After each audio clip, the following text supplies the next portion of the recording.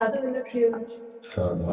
वल्लभ श्री हरिवंश। महाराज जी रामचरितमानस की एक चौपाई में लिखा है, कह मुनीस हिमवंत सुनु, जही विधि लिखा लीलार, देव दनुज नर नाग मुनि को न मेटत हार।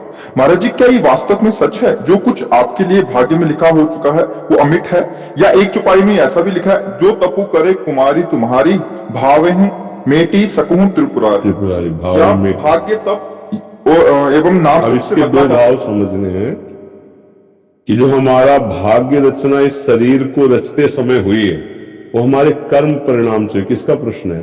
कर्म परिणाम से हुई है। हमारे पूर्ण के पुण्य और पाप दो कर्म से मिश्रित इस मानव देह की रचना होती है। पुण्य कर्म से ऊपर के लोगों के शरीरों की रचना होती, पाप कर्म से केवल नारकी यातना देह की रचना होती, पाप और पुण्य मिश्रित कर्म से मृत्यु लोक के जीवों की रचना होती है।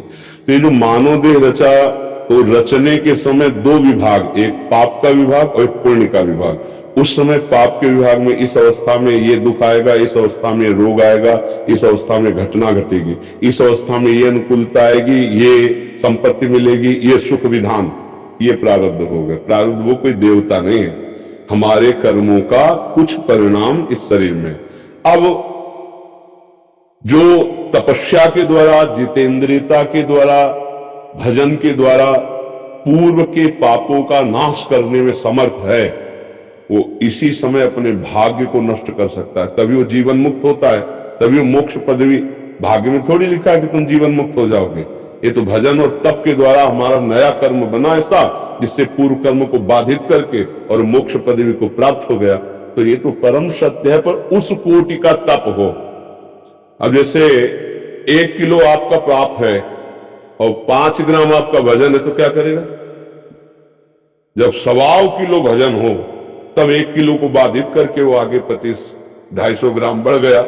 तो इस कोटि का जो तुम्हारी ये सुकुमारी तप करे, तो तप के द्वारा भावी को भी भगवान शंकर मेट सकते हैं और इसके पति के रूप में हो सकते हैं, ऐसा विधान बताया।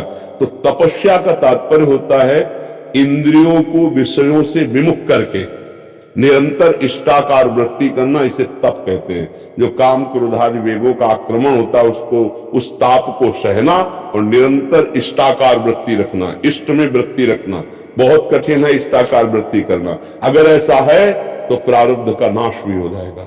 प्रारब्ध का अगर नाश ना होता तो कोई मोक्ष पदवी प्राप्त न करता, कोई भगवान को प्राप्त न करे। किसी के भाग्य में भगवान नहीं लिखे, भाग्यवशात भगवान नहीं मिलते, भजनवशात भगवान मिलते हैं। आप कहीं ऐसा लिखा मिले कि भाग्य में, जैसे किसी के लिखा है कि 25 वर्ष की अवस्था के बाद ये अरबपति बनेगा, तो है वो संयोग बनेगा, फटाफट वो अरबपति बन जाएगा। लेकिन भाग्य में संयोग वशात भगवान को प्राप्त होगा, कहीं किसी कुंडली में नहीं लिखा।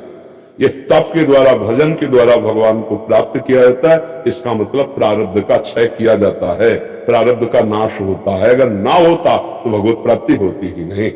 तो भगवान शंकर की प्राप्ति का मतलब भगवान की ही तो प्राप्ति है कि अगर तुम्हारी सुकुमारी तपस्या करे तो भगवान शंकर प्रारब्ध मेट सकते हैं और वो इनको प्राप्त हो सकते हैं। तो भगवत प्राप्ति भजन के द्वारा होती, तप के द्वारा होती है। तो समस्त प्रारब्ध छिन्न भिन्न हो जाता है, क्रियमाण निष्फल हो जाता है, संचित भस्म हो जाता है, तो उसे भगवत प्राप्ति होती है। भजन में इतनी सामर्थ्य है, और भजन के बिना अवश्य में भोक्तव्यम कथम कर्म शुभाशुभम, आप जो कर्म कर रहे हैं शुभ अशुभ उनको भोगना ही पड़ेगा। तो दोनों बातें सत्य है, दोनों अपनी अपनी जगह सिद्धांत है। समझ पा रहे हैं आप?